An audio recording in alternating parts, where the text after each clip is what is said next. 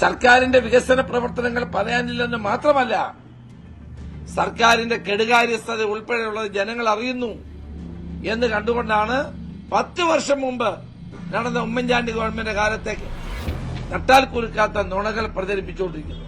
10 കൊല്ലം മുമ്പുള്ള നെഗറ്റീവായിട്ടുള്ള കാര്യങ്ങൾ മാത്രം പ്രൊജക്ട് ചെയ്തുകൊണ്ടുള്ള ഒരു പേജ്.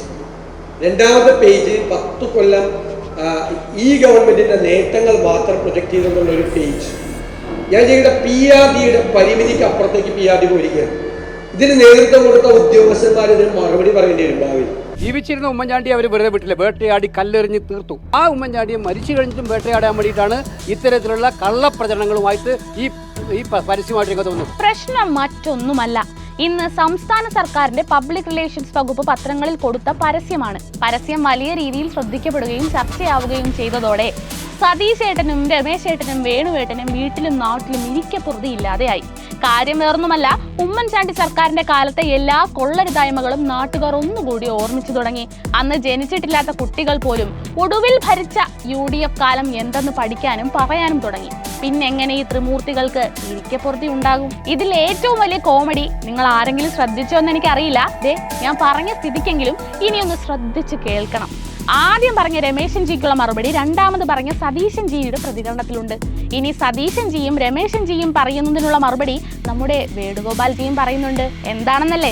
പറയാം. രമേശൻ ജി പറയുന്നു സർക്കാരിന് വികസന പ്രവർത്തനങ്ങൾ പറയാനില്ല എന്ന്. അപ്പോൾ സതീശൻ ജി പറയുന്നു ഈ ഗവൺമെന്റിന്റെ നേട്ടങ്ങൾ മാത്രം പ്രൊജക്ട് ചെയ്യുന്നു എന്ന്. ഒന്നുകൂടി കേട്ട് നോക്കിയേ. സർക്കാരിന്റെ വികസന പ്രവർത്തനങ്ങൾ പറയാനില്ലെന്ന് മാത്രമല്ല, ഈ ഗവൺമെന്റിന്റെ നേട്ടങ്ങൾ മാത്രം പ്രൊജക്ട് ചെയ്യുന്നുള്ള ഒരു പേജ്. അപ്പോൾ വികസനം നടന്നിട്ടില്ലെന്ന രമേശൻ ജിയുടെ ആരോപണത്തിന് സതീശൻ ജി തന്നെ മറുപടി പറഞ്ഞു കഴിഞ്ഞു.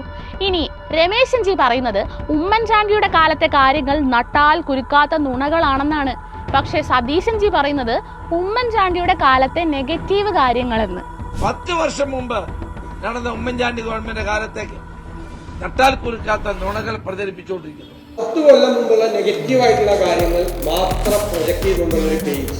അപ്പോൾ അന്ന് നടന്ന ഈ കാര്യങ്ങളെല്ലാം നെഗറ്റീവാണെന്ന് സതീശൻ ജിക്ക് സംശയമൊന്നുമില്ലല്ലോ. ഇനി നമ്മുടെ വേണുഗോപാൽജിയുടെ ഡയലോഗാണ് ഇതിന്റെ ഹൈലൈറ്റ്.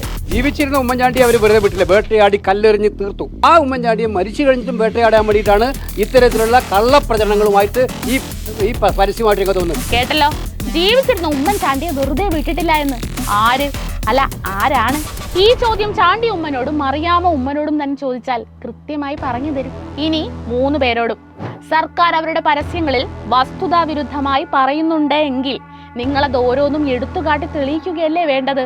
അതിന് ശ്രമിക്കാതെ ഉമ്മൻചാണ്ടി അപമാനിക്കുന്നു, PRDക്കെതിരെ പരാതി കൊടുക്കും എന്നൊക്കെ പറഞ്ഞിട്ട് എന്ത് കാര്യം? പരസ്യത്തിൽ പറയുന്നത് കള്ളമാണെങ്കിൽ അത് പറഞ്ഞൂടെ എന്റെ പൊന്നു സാറന്മാരെ?